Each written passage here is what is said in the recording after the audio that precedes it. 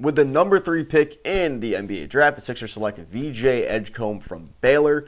I have really, really come around on this pick. And I wasn't like that for a while. So I've gone ebbs and flows with the VJ Edgecombe situation to take people behind the scenes. I wanted Ace Bailey. Then I heard about VJ Edgecombe, his game more. You know, I did the interview with Devon Givens, and he really sold me on VJ Edgecombe. He just seemed like everything the Sixers needed. And then I talked to a buddy who's in the know who said the VJ Edgecombe could not hit a shot in his workout. I was like, oh, jeez, man, that's not good. It's kind of important.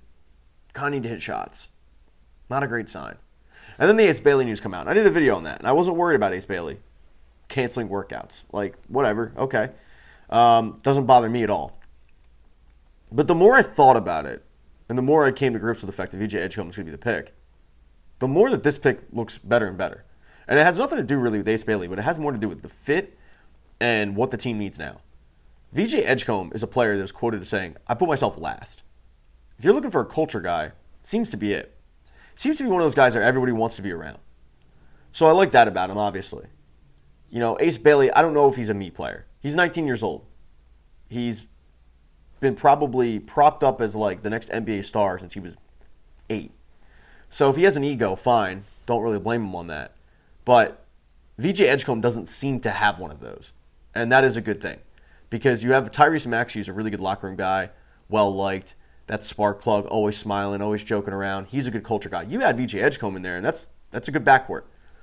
But right now, I look at the two players in Ace Bailey and VJ Edgecombe. And Ace Bailey is a volume shooter who's probably going to want to put up 15 shots a game minimum.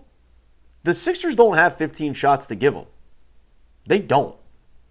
The Sixers might not even have 10 shots to give this kid. Then you look at VJ Edgecombe, and yeah, his shot's not there yet. His shot can develop, but the Sixers don't need him to have a shot right now. The Sixers need him to get in there, rebound, be a dog on defense, assist, do the little things. That's what they need. Because if the Sixers are healthy and you have Joel Embiid, Paul George, and Tyrese Maxey, I don't need another kid getting 15 shots. And that's what Ace Bailey would probably demand. So when I'm looking at how the Sixers handled themselves in this draft, I think they crushed it. They did a safe pick. There's nothing wrong with going the safe pick. And I know that some people, and I did a hit with John Marks on his PHLY show, but he was worried about Danny Ainge. Like, Danny Ainge, hey, this is the guy. This is the boogeyman. And he swooped in and he got Ace Bailey to Utah. And even though Ace Bailey doesn't want to go to Utah, he's going to Utah. And I looked at it like, yeah, but Utah can kind of take that risk. Utah's not looking to contend next year. Utah were sellers. So if Utah misses on Ace Bailey, they're going to be right back in the lottery. The Sixers are looking to contend next year. And if you're looking to contend, what would you rather have? A do-it-all, spark plug, sixth man off the bench who's going to be a sponge to like a guy like a Kyle Lowry and just do all the little things and be that dog? Or do you want a 19-year-old project who might pout if he doesn't get enough shots up? Like in Utah, they're going to allow Ace Bailey to be LaMelo Ball. They're going to allow him to get out there and just shoot till his heart's content and be the guy. And that's fine. And Ace Bailey might develop into the superstar that people projected when he was coming out of high school. VJ Edgecombe, though, to me, is exactly what this franchise needs. They don't have the luxury of taking risks at this point. Because the window is, if you want to argue it's closed, fine. I'm not going to die on that hill, but Joel Embiid ain't getting any younger. I think people have forgotten how good Joel Embiid is. He's a 7'2" Cameroonian unicorn who, when he is healthy, is the best player in the league. But he's taking the majority of your shots. Tyrese Maxey's taking a majority of your shots. Paul George, when healthy, is going to be taking a lot of shots. They don't need an Ace Bailey right now. They need a VJ Edgecombe.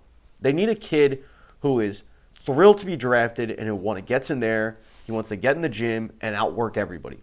That's what they got. And I'm going to sneeze. I'll tell you, I don't know if it's allergies or just the fact that Mother Nature dropped 25 degrees, but my sinuses all day have just been a disaster. I don't know if you can hear it. And much like a disaster would be if you drafted an Ace Bailey and he doesn't pan out. I mean, could you imagine if the Sixers draft a kid 3rd overall and he doesn't pan out? with the history of this organization, with the Jahlil Okafors, the Markelle Fultzes, the Ben Simmons. I texted a buddy, and it's not. It's worse, obviously, because it's top 3 picks, and I was equating it to top 10 picks, but it would be the equivalent of like Sharon Wright and Sean Bradley and Keith Van Horn and who else did they take? And Larry Hughes. Like, it would be that bad.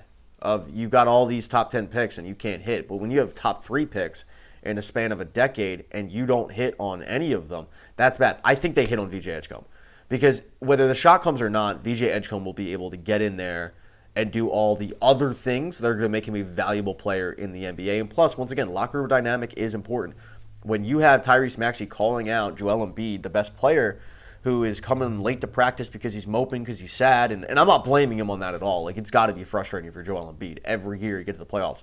Every year you're injured. It's freak injuries, breaking faces, and Bell's palsy, what have you. It's got to be frustrating. I think we all have bad days. It just seems like it carries with Joel Embiid more than others.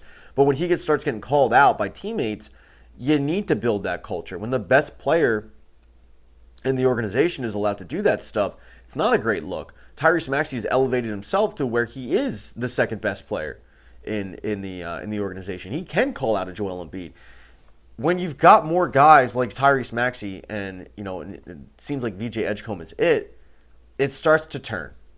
And I'm not saying that the locker room dynamic right now is bad with the Sixers, but it certainly can't hurt when you've got a guy like a VJ Edgecombe who's going to come in and work hard and do all the things that our coach is going to want. So I'm more optimistic on the Sixers than I think a lot of people are. I think a lot of people are down on the Sixers. I'm not. I'm a cockeyed optimist. I'm Billy Mumphrey with this for all you Seinfeld fans, but we'll see. Hit subscribe. That's important. Thumbs up, thumbs down. You guys know where the buttons are. And I'm going to blow my nose because, once again, it's bad today.